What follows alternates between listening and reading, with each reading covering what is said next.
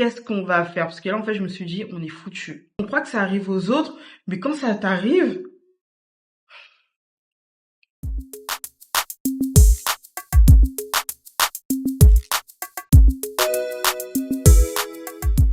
donc là, ils ont commencé à enlever tout le sol. Donc avant c'était du lino, mais là on va mettre du parquet. Bien chouchou. Donc là ils ont tout enlevé. Ah là là. J'ai hâte de voir le résultat final. Ça va Loulou? Viens on avance. Là aussi.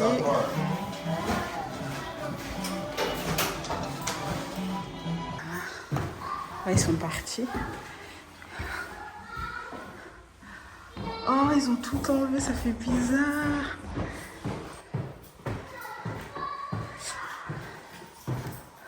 Dans une journée, ils ont bien bossé ou pas? Ouais. Oh, ça fait bizarre voir la salle de bain allumée. Donc là, ils vont enlever tout le carrelage.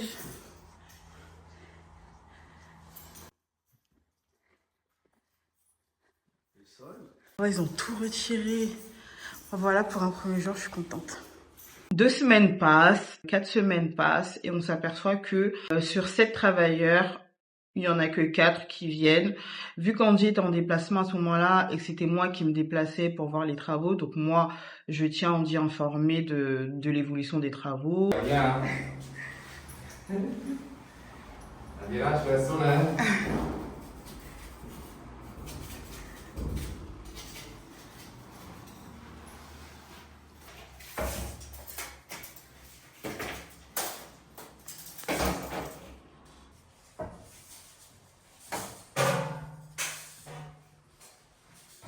Oh my god.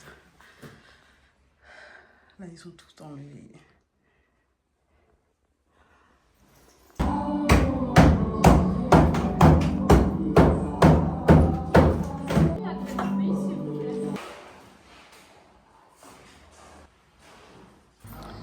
Il y a des petites gouttes. Les travailleurs m'ont dit, ils m'ont dit que l'alarme elle a sonné.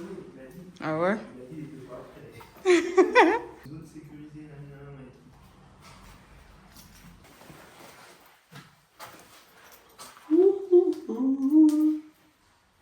Et si la maison elle avait été dans cet état depuis le début, tu l'aurais acheté? Non, j'aurais eu peur. Ah ouais? Non, j'aurais demandé qu'ils baissent encore le prix de ouf. Ah. Ça leur aurait pas fait peur. Là, c'est avec des travaux. Ils ont relevé. C'est quoi ça?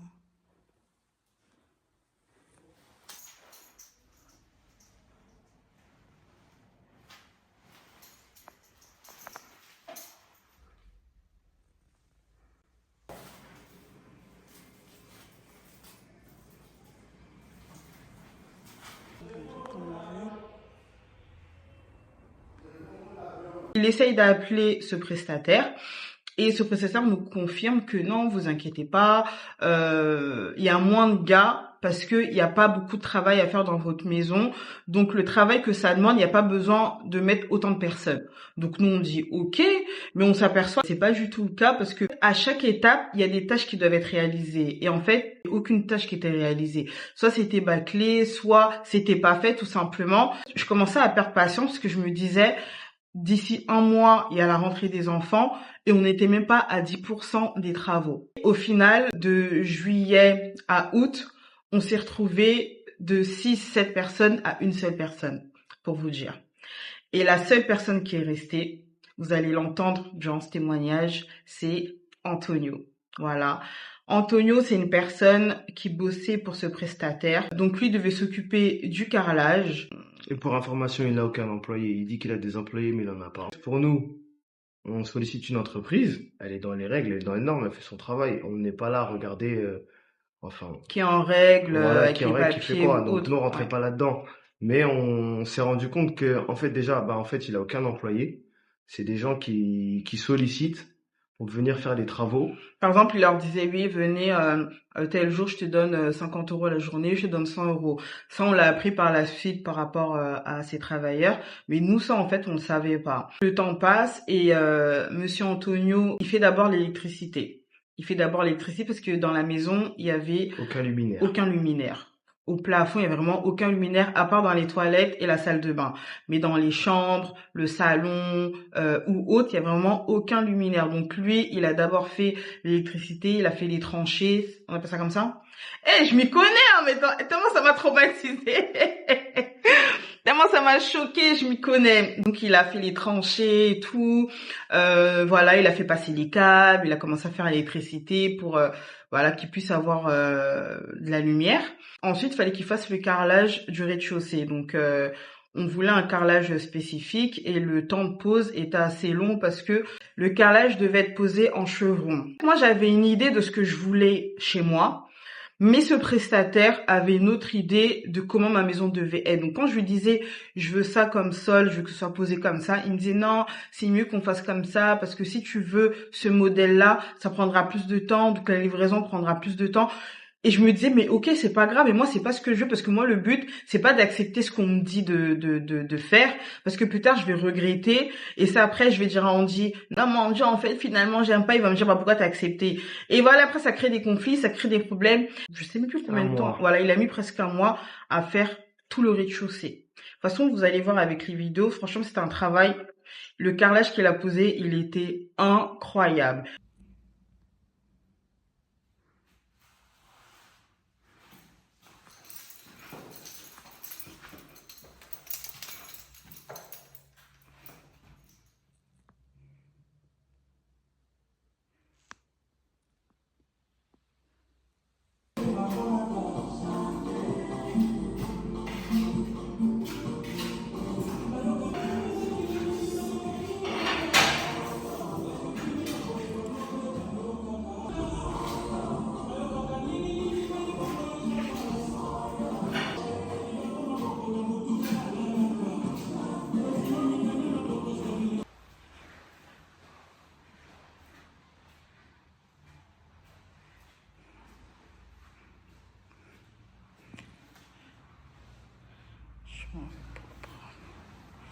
Pourquoi c'est coupé comme ça?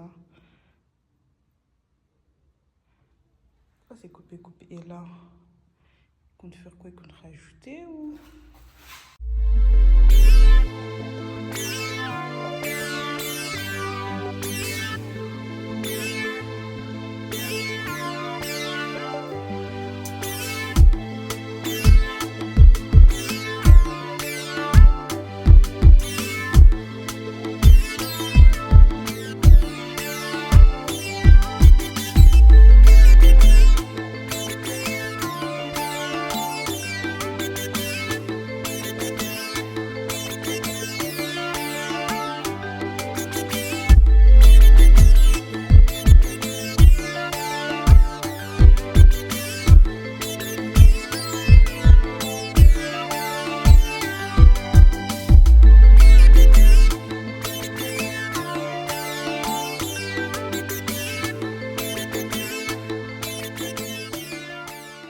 Donc pendant qu'il posait le carrelage, moi je venais voir tous les jours l'avancement des travaux. Et à un moment donné, il me dit ma sœur, faut que je te parle. Ta maison, tu l'auras pas en septembre, tu ne l'auras pas en octobre ni en novembre. Et de là, je commence à paniquer. Je me dis mais qu'est-ce qui se passe? Il me dit bah en fait, il y a pas de fonds, il y a pas de matériel. Et en gros, ils nous payent pas. Les travailleurs que tu voyais à la maison ne viennent plus car ils n'ont pas été payés. Ils promettent de les payer mais ils ne payent pas le matériel, ils ne l'achètent pas. Ce prestataire avait une assistante. Cette assistante devait s'occuper de l'avancement des travaux, et quand elle a vu que c'était n'importe quoi, elle a décidé d'abandonner et de ne plus donner signe de vie. Chose que je comprends tout à fait, parce qu'à partir du moment où tu n'es pas payé pour le travail qui a été exécuté, bah t'as le droit de ne pas venir. En fait, on lui en voulait même pas. On l'en voulait pas parce qu'on s'est dit elle est dans son droit. Mais nous, ce qu'on comprenait pas, c'est que il avait fait quoi de cet argent? Parce qu'il disait aux autres, à ces travailleurs qu'on n'avait pas donné la totalité, mais qu'on l'avait pas payé. Voilà, il disait qu'on l'avait pas payé tout simplement, que le matériel qu'il avait acheté c'était avec son propre argent, qu'il nous avait avancé, mais c'était pas du tout le cas. S'il y a une des erreurs qu'on a faites durant tout ça, c'est d'avoir payé le prestataire dans la totalité. Voilà, on a payé la totalité de la somme. Pourquoi? Parce que premièrement, le gros problème concerne, enfin, pas le gros problème, c'est que comme on avait fait un crédit travaux, la banque, elle nous demande en fait, la banque te donne pas les sous pour que toi tu gères tes travaux. Elle paye sous facture. Donc l'erreur qu'on a fait, c'est que ben on a pris la facture totale, on l'a envoyé à la banque et la banque, eh ben, elle a donné tous les sous. Alors on aurait dû donner une facture d'acompte ou même plusieurs petites factures d'acompte pour pouvoir commencer le chantier. Et ça c'est quand on ne savait pas, non. Donc nous on a juste parce que la banque nous a dit non, il faut une facture pour débloquer les sous. Nous on a fait ce que la banque nous a demandé et on a donné la facture pour débloquer les sous. Voilà. Donc le conseil, c'est que quand vous aurez donc un prêt travaux, la moindre des choses déjà, c'est que même si on vous dit donner 10%, si c'est un gros chantier, c'est une grosse rénovation, vous donnez par palier. C'est-à-dire que ils disent qu'ils vont mettre le béton d'abord ou qu'ils vont couler le béton. Vous payez pour le béton vous qui va payez être pour le coulé. bâton. Ils doivent faire pour le béton. Ouais, pour le béton. Je dis pour le bâton. Non, c'est moi qui ai dit Ah, béton. ok.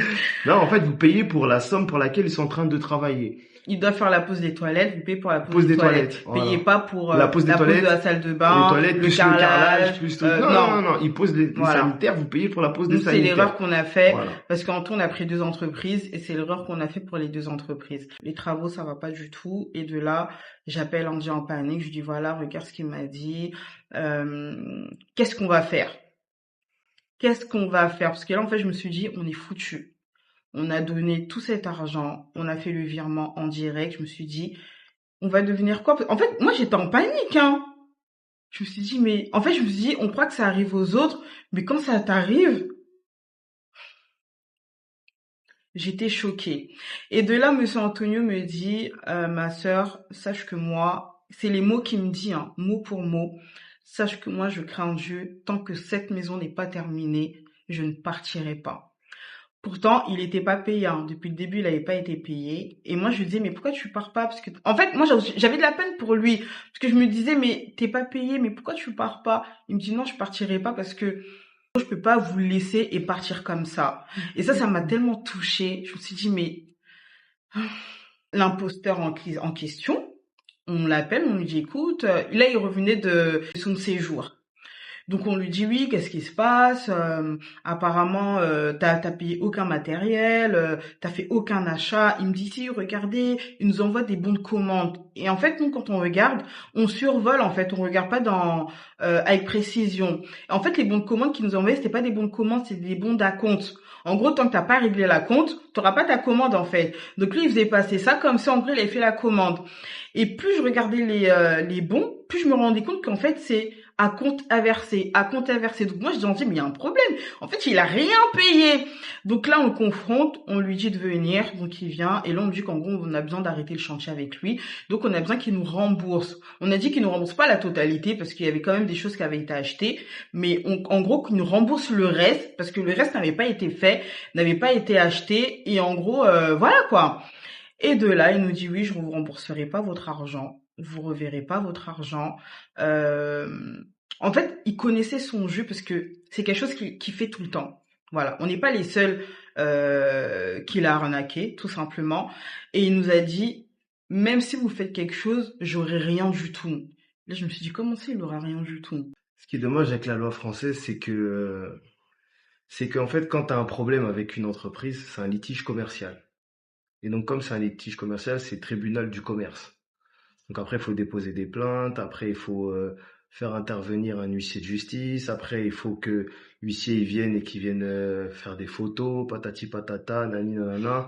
Et si vous n'avez pas fait de contrat de base, eh ben en fait, il y a rien qui stipule qui doit faire quoi. Et la personne peut même dire ouais, mais non, je suis en train de faire, même si elle fait pas, parce qu'en fait, il y a rien qui justifie quand est-ce qu'il doit livrer. Donc en gros, c'est que de la bonne volonté. Exactement. Voilà, c'est que de la bonne volonté. Et nous, on n'avait pas fait de contrat parce que on se connaissait tout simplement et on lui faisait confiance. Et c'est là on a regretté. On s'est dit oula, qu'est-ce qu'on va faire? Comment on peut arranger les choses? Donc par la suite,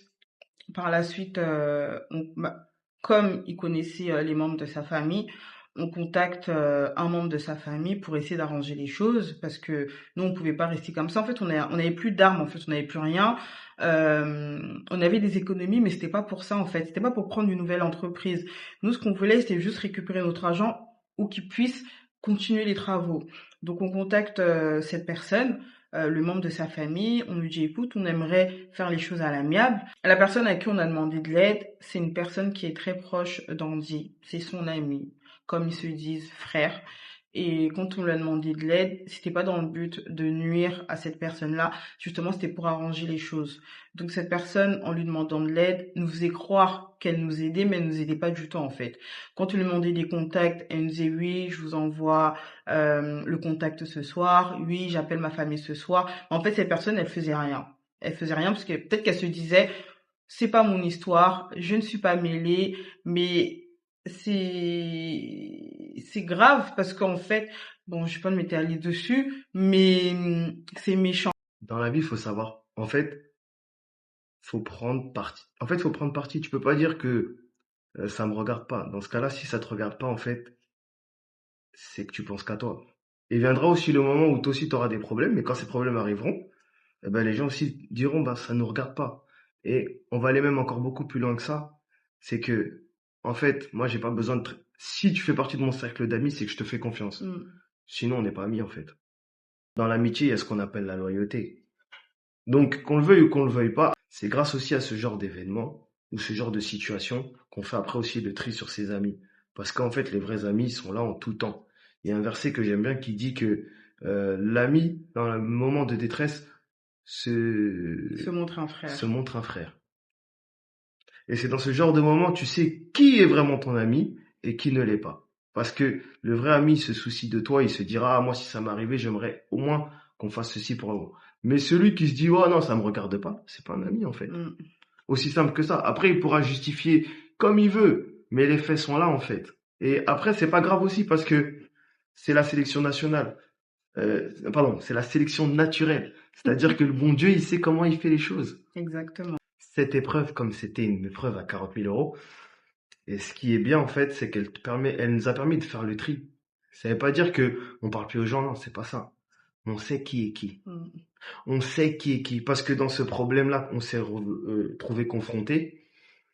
En fait, c'est pas spécialement un problème d'argent. Oui, c'est un problème d'argent, mais pas que. Et quand tu as ce genre de problème, tes vrais amis, ils trouvent toujours les solutions ou le moyen de pouvoir t'aider. Et donc, sachant s'ils connaissent cette personne. Hein. Ouais, sachant s'ils connaissent pas, ça c'est autre chose. L'amitié, enfin l'aide, elle peut être pécuniaire, elle peut être le temps, elle peut être... il y a tellement de manières d'aider les gens que les intentions, en fait, on va voir par rapport aux intentions qui sont tes vrais amis. Parce qu'ils sont là pour t'apporter quelque chose, pour t'aider. Et aider, je précise, c'est pas l'argent. C'est pas l'argent aider, forcément. Ça peut être le soutien moral. Ça peut être le soutien moral, ça peut être le temps, ça peut être le physique. Ça peut être des opportunités, ça peut être des connexions, ça peut être des contacts. Il y a plein de manières d'aider. Et en fait, au travers de ce problème-là, en fait, on a vu très clairement qui était là pour nous aider. Et ça nous a permis aussi de pouvoir faire le nettoyage tranquillement de qui sont, au moins, qui sont nos amis, qui sont nos connaissances et qui ne sont pas nos amis tout simplement.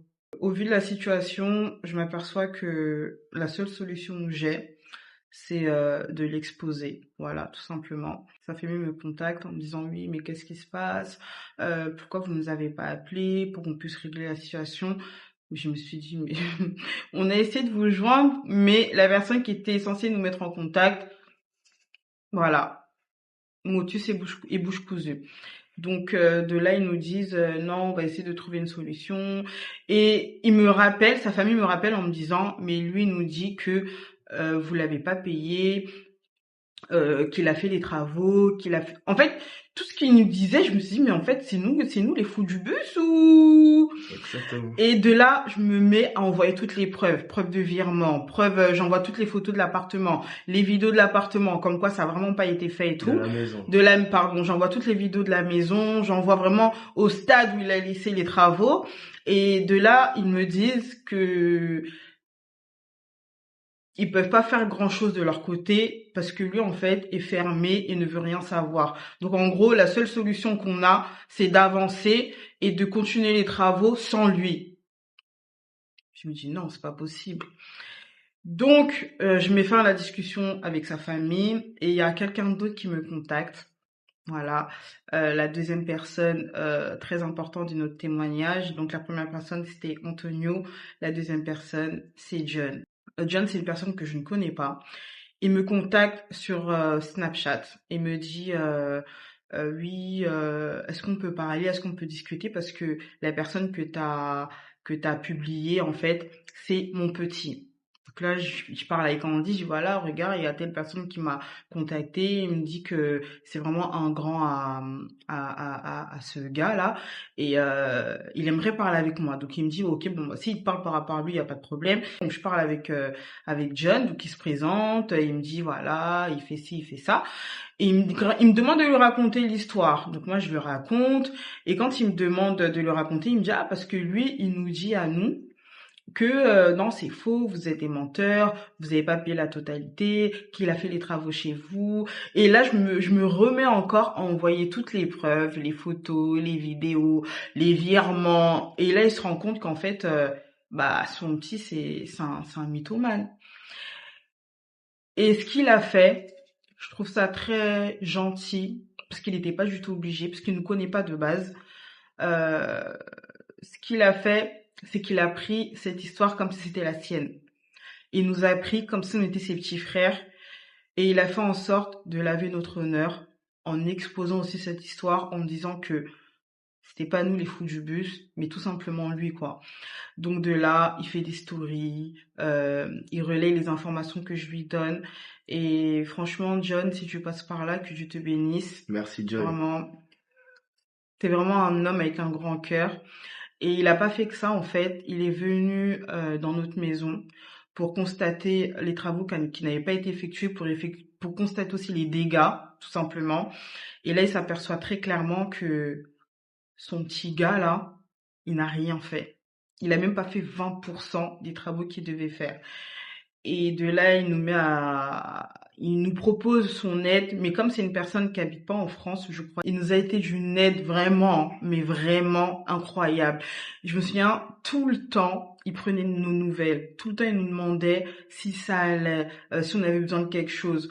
Et j'aimerais aussi remercier une autre personne, c'est DJ Fally. Voilà, qui est aussi venu à la maison avec lui, avec John en question. Et pareil sur les réseaux, qui a aussi pris notre défense, qui a parlé de cette histoire. Je vais quand même aussi ajouter quelque chose. Parce que bon, elle vous a parlé beaucoup du côté moral et tout et tout et tout. Mais en fait, la plus-value de John et de Fally, c'est qu'ils sont venus faire aussi une expertise. C'est-à-dire qu'ils sont venus, ils ont dit, bah regarde, normalement, quand tu fais ça, ça, ça. Quand tu commences les travaux, généralement, tu commences par le plafond et après tu descends vers le bas. Quand tu fais ça, maintenant ici, il faut faire de l'isolation. Sinon, vous vous exposez à ça et à ça et à ça. Si vous faites pas aussi, c'est votre choix, mais sachez qu'en hiver, ça vous faut ceci, cela. Ouais, quand vous faites l'enduit, nani nanana, patati patata. Après, vous faites la peinture, vous pouvez faire une, deux ou trois couches, nani nanana. Mais il existe de l'enduit. Voilà. En gros, ils ont fait une expertise sur tout. Même sur l'électricité, oui, bah, les normes, nani nanana, ouais, ceci. Ah ouais, mais vous devez faire cela. Pour les prises internet, depuis 2018, la norme veut que, et ça, je me répète, Fally, non, mais depuis 2018, la norme veut que normalement, dans les appartements et dans les maisons, quand elles sont refaites et on fait une rénovation, tu dois avoir des prises. C'est pas seulement, du soutien moral ou entre guillemets des justiciers en disant qui a bien fait, qui a mal fait. Non, ils sont venus apporter aussi une expertise, ils maîtrisaient leur sujet, ils nous ont expliqué comment faire, ils nous ont fait comprendre ce qu'on devait ajuster, comment on devait faire les choses et, et vraiment merci. Merci pourquoi? Parce que après ça tu te dis, hey, les Congolais là, fin de mission. Mais non, Mais ils nous ont prouvé que eux nous ont non, tout prouvé le monde que n'était pas comme ça, voilà, tout et qu'il y en a qui simplement. maîtrisaient leur travail, qui faisaient Exactement. bien leur travail, qui connaissaient aussi les normes, qui connaissaient comment faire les Et il choses. y a aussi Ito qui est venu, Exactement. voilà, Ça, faire c'est les troisièmes. l'expertise, Voilà. voilà, Il y a, avec eux. Ito, cœur sur toi. Merci pour tout. Merci pour tout le soutien. Merci pour ton aide également. Merci, merci, merci, mille merci. Que Dieu vous bénisse abondamment, Exactement. mais vraiment que Dieu vous bénisse au centuple de ce que vous avez pu faire pour nous, parce que vous êtes vraiment de bonnes personnes. Mais c'est vraiment pour vous dire que c'est pas forcément les gens qui vous connaissent qui viendront en aide. Exactement. Eux, ils nous connaissaient pas, ou peut-être de vue, je sais pas, mais ils nous ont beaucoup, beaucoup aidés. John contacte son petit et lui dit, écoute, là, faut que tu viennes terminer les travaux chez eux, tu viennes continuer ce que tu n'as pas fait parce que on vient de s'apercevoir que tu nous as pris pour comment on dit en langage soutenu. Pour des jambons. Voilà, tu nous as pris pour des jambons. Donc tu vas venir faire ce que tu devais faire chez eux. Donc il lui dit oui, je vais venir acheter le matériel, je vais passer commande, tout ça, tout ça. En gros, voilà, il joue son saxophone. On s'aperçoit qu'il exécute 5% des travaux parce qu'il avait quand même mis comment on appelle ça là? La VMC. Il a mis la VMC sur le carrelage des salles de bain et toilettes. Je crois qu'il a livré 5 cartons, mais il y a que 2 carrelages dedans. Voilà, c'est tout ce qu'il a fait. Après, il a plus donné signe de vie, plus rien du tout. Et j'ai oublié de dire une chose. Le jour où j'ai mentionné sa personne sur les réseaux, j'ai reçu pas mal de témoignages, comme quoi il avait, voilà, Il avait fait la même chose qu'il avait fait la même chose avec énormément de personnes qui devaient de j'avais une l'argent. trentaine de témoignages. Il devait de l'argent à une personnes, trentaine voilà. de personnes, qu'il avait abandonné beaucoup de chantiers, que c'est son mode opératoire, que après il cherche la bagarre pour se faire frapper pour aller porter plainte, Exactement. que il n'est pas à son coup d'essai, il doit beaucoup d'argent En à fait, il sait énormément très de bien ce personnes. qu'il fait. Donc, Voilà, nous, il ouvre une entreprise, voilà. il en ferme une autre, il ferme ses comptes presque tous les 6 mois, il change de compte. Donc voilà, c'est en fait son mode de vie. Voilà, c'est son mode de vie. Donc ce n'est pas ce n'est pas un professionnel, c'est un usurpateur. Voilà, et le pire de tout, c'est que il utilise ces pauvres ouvriers là. Et même par exemple son assistante c'était pas une Congolaise, hein, c'était une Française, hein, une Française blanche de Sousse, hein, d'Alsace, hein, qui est venue et tout, qui a cru quand il était pas là, il lui a soi-disant laissé une carte bleue pour qu'elle aille faire des courses. Ils sont partis faire des courses à Leroy Merlin et arrivant en caisse après avoir acheté pour je sais pas moi 14 000 euros. Ouais, un truc comme ça, on leur dit carte sans provision.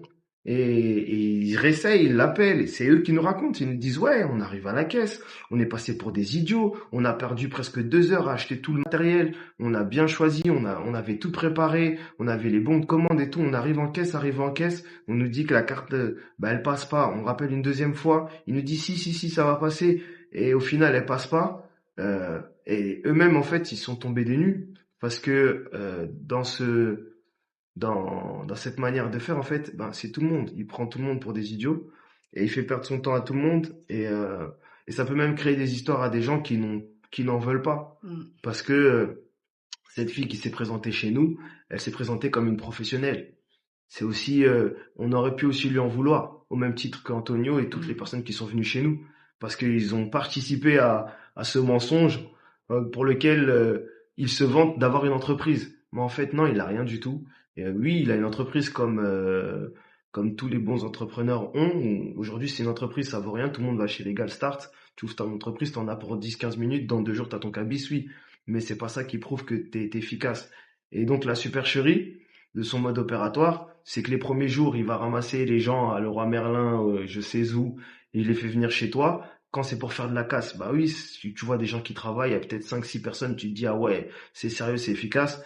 Mais dans le fond, ce qu'il veut, c'est juste tes sous. Donc, on a fait cette vidéo aussi, c'est pour prévenir et protéger.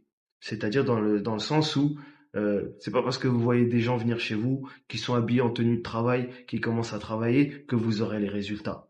C'est-à-dire que tant que c'est pas fini là, vous payez pas. Exactement. Tant que la tâche n'est pas accomplie, c'est-à-dire que c'est le carrelage, vous payez l'avance pour le carrelage. Vous Si, payez pour le palier 1. voilà, Après, même pas le palier 1, vous payez, si c'est le carrelage dans toute la maison, tant qu'il n'a pas fait déjà ses 20 mètres carrés, et allez vous-même acheter le carrelage. Le prestataire n'aura pas spécialement de remise plus que vous, en fait. C'est même vous qui en aurez plus parce que vous allez dans le magasin, vous avez celui que vous voulez. Tandis que lui, généralement, il a une carte généraliste et, euh, et c'est pas vrai. On va tous à Bricoman, Brico Dépôt, Leroy Merlin, et voilà. Donc, faites vos courses vous-même, ça vous reviendra largement moins cher. En plus, vous serez pas majoré parce que généralement, ils prennent une commission sur ce que, quand ils vont vous faire les courses pour vous. Vous allez peut-être perdre un petit week-end ou une petite journée, mais au moins vous avez le matériel. Et après, vous pouvez gérer vos coûts. Parce que ça vous permet d'avoir, le matériel. Si vous voyez qu'il fait mal le travail, ben vous changez. Vous prenez quelqu'un d'autre et la personne, elle pourra faire. Et vous vous retrouvez pas bloqué parce que vous avez donné les sous à quelqu'un qui se disait compétent mais qui ne l'est pas. Mm. Donc voilà, ce que je voulais rajouter. Voilà. Ensuite, il a fui le chantier. Il a fui le chantier, il m'a en Vu qu'on porte-à-faux était John, déjà, tout le monde. voilà, en Tout le fait, monde constate que, en tout le fait, monde constate que c'est un menteur, un manipulateur, et tout simplement qu'il a plus d'argent. Donc nous, vu qu'on avait déjà entamé une procédure judiciaire, on s'était dit, au lieu de payer au lieu de mettre autant d'argent avec les avocats ou autres, l'argent qu'on a, qu'on le prenne pour qu'on puisse payer d'autres prestataires afin de continuer les travaux. Donc, à ce moment-là, je suis perdue. Moi, clairement, je suis perdue. Je me dis, ça va finir comment cette histoire? Je me dis, où est-ce qu'on va? J'avais plus confiance aux prestataires, tout simplement. Je me disais, je me disais, toutes les personnes qui vont nous approcher, ce sera uniquement pour profiter, quoi. Andy, il n'était pas tout le temps avec moi, vu qu'il était en déplacement. Donc, c'était tout le temps moi qui étais là, sur place, à gérer ce qui n'allait pas. Donc, moi, je lui faisais tout le temps un compte rendu et lui devait tout gérer à distance, en fait. Ce que je comprenais pas au tout début, hein. Parce que c'est pour ça qu'on a surnommé cette vidéo témoignage, parce que je pensais pas que ça allait être un témoignage. Et quand je voyais l'attitude d'Andy vis-à-vis de cette personne, je me dis, mais comment Andy fait pour euh, rester aussi calme devant une personne qui te manque de respect, qui te manque, qui te rit au nez, ouvertement, qui te dit je ne vous rendrai jamais votre argent, même si vous faites quoi que ce soit, toutes les procédures que vous voulez, vous allez jamais retrouver votre argent. Je me dis mais comment Andy fait pour garder son calme? Et durant cette épreuve, ce qui m'a enseigné, hein, c'est la patience. Parce que j'ai vu à travers tout ça, je le savais depuis, hein, c'est pour ça que je l'ai épousé, mais à travers tout ça, j'ai vu que non, Andy, c'est vraiment quelqu'un de bon et d'intègre. Et la manière dont il prie et la manière dont il craint Dieu, je me suis dit, il aurait pu péter les plombs, il aurait pu commettre l'irréparable, mais tellement qu'il aime Dieu plus que tout, il a préféré se dire, je laisse Dieu agir et Dieu s'occuper de cette histoire, et nous, on n'a qu'à avancer. Enfin, ma vie, c'est une vie de foi. La foi, c'est les actes. C'est-à-dire que je conditionne ma relation avec Dieu par les actions que je pose chaque jour. Ça ne veut pas dire que c'est facile. Je ne dis pas que c'est facile. Je dis pas que je suis un saint.